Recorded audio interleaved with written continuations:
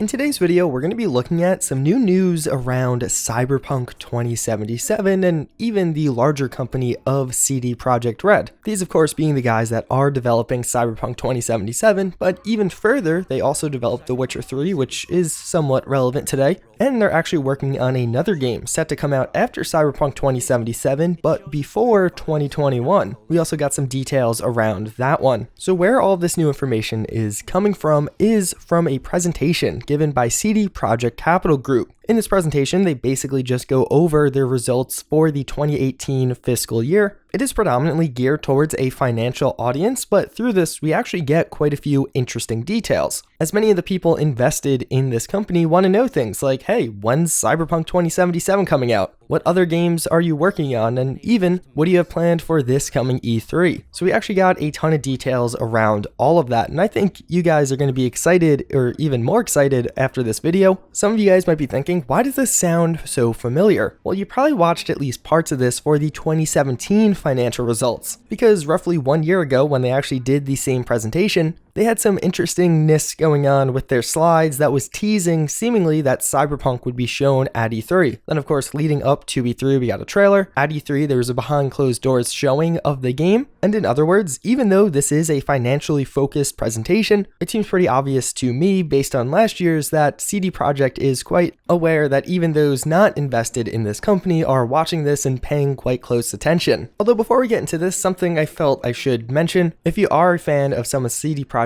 other games, they actually talk quite a bit about Gwent. Two of the major announcements are, first and foremost, they release a new trailer for one of the up-and-coming DLCs. This goes live tomorrow, as this presentation was held earlier today. But even further, they announced later this year, Gwent is actually coming to mobile, which is a pretty big milestone. These card games are really popular on mobile devices, especially among college students in class. I see this firsthand almost every single day. At first, it'll only be out on iOS, and then later it'll come to Android. But moving on to the real reason you clicked on this video, Cyberpunk 2077. Kicking things off, they just mentioned some overarching factoids around this game. It is the biggest project in CD Projekt history. They reference how it's been in development for a really long time now. Of course, we know that as the first teaser came out all the way back in 2013. And their efforts are certainly translating to fan reception. If you actually look at this graphic, you could see just the viewership or the interest in this game is far higher than it was for The Witcher 3, which was the last really large game to come out from CD Projekt. But then they start talking about E3, and this is where things get pretty exciting. In another video, I did mention how they announced they will be attending this year's E3, but in this presentation, they reveal it's going to be pretty big. They mention how they recognize that E3 is one of the best stages to make large game announcements,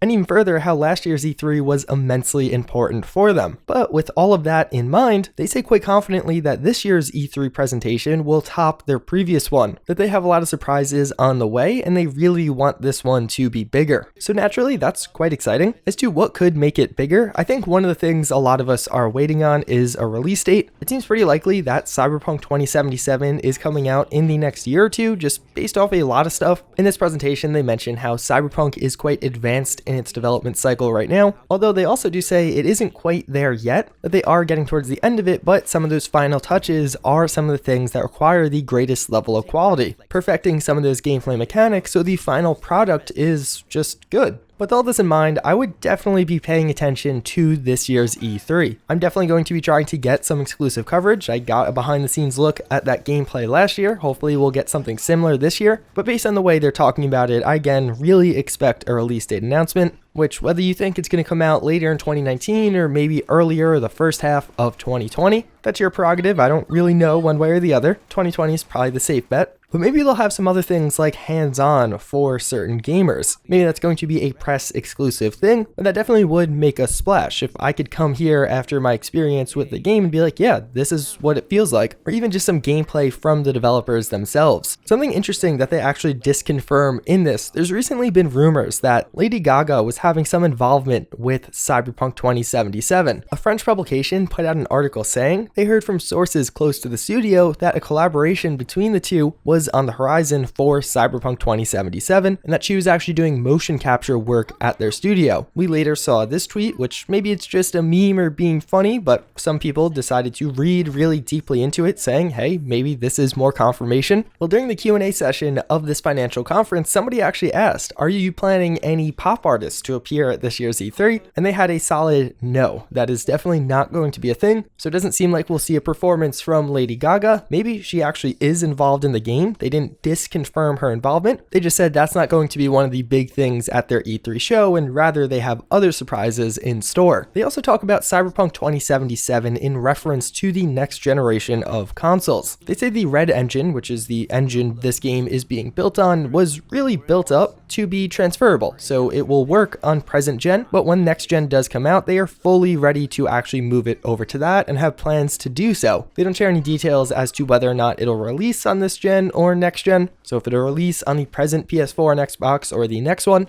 I think they're actually going to be in a sweet spot where the initial release of this game will be on present gen, but then as we do get the release of next gen, they'll probably release an updated version for those new consoles, thus selling a lot more copies. We saw this used to great effect with Grand Theft Auto. Although to be clear, that's pure speculation on my part. All CD Projekt actually says here is their engine is built to be released on next gen, and it seems likely they will do that. Which, speaking of next gen, another question that is pretty interesting. Somebody asked about Google Stadia. This is a recently announced game streaming service from Google. I can't go over all the details in this video, but most of you have probably heard of it. And although CD Projekt doesn't say whether they're in it or out of it one way or another, they do say they have actually been in talks with Google. They expand on this by saying they really see these game streaming services as an opportunity, potentially an entire audience they weren't capitalizing on in the past that they may move towards in the future. But then at this conference, they also made quite a few references to their second AAA game that apparently is in the works. So we actually heard about this quite a while ago because they revealed they had this plan.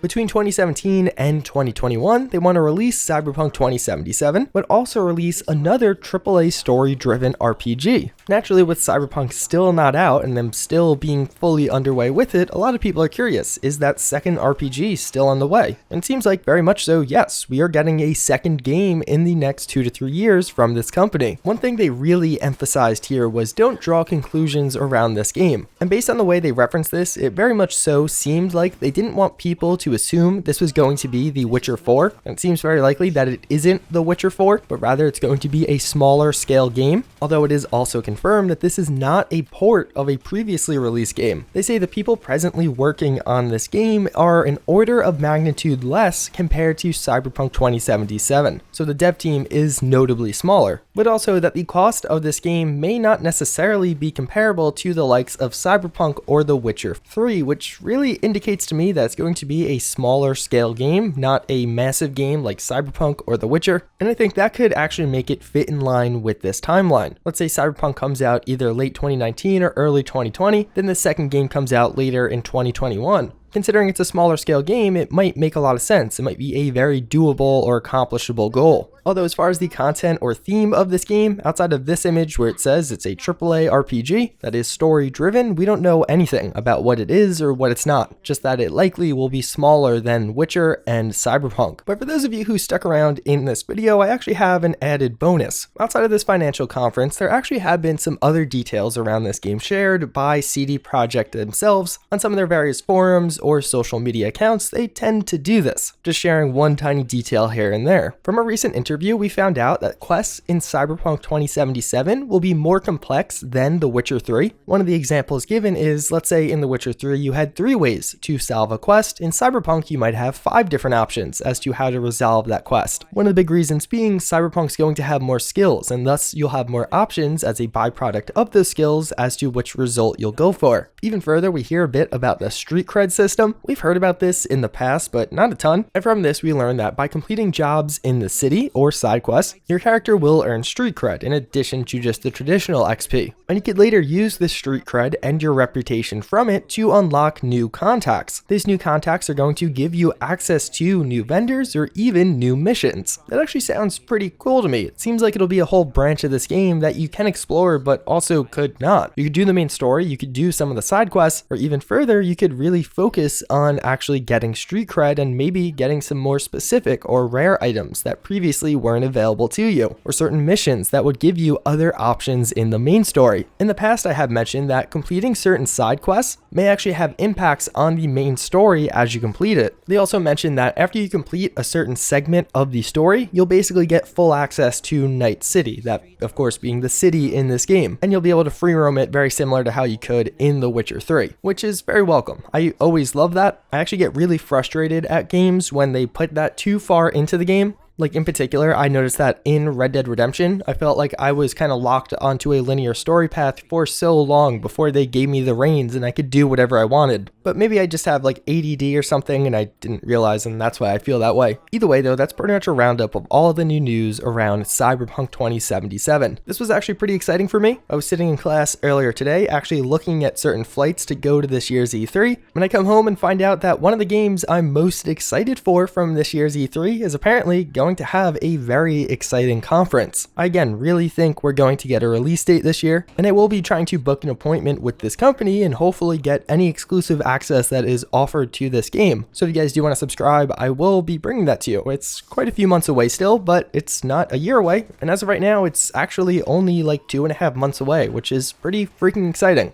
Either way, as always, again, I thank you all for watching. Hopefully you enjoyed this video, but with that, I hope to see you all next time. Later.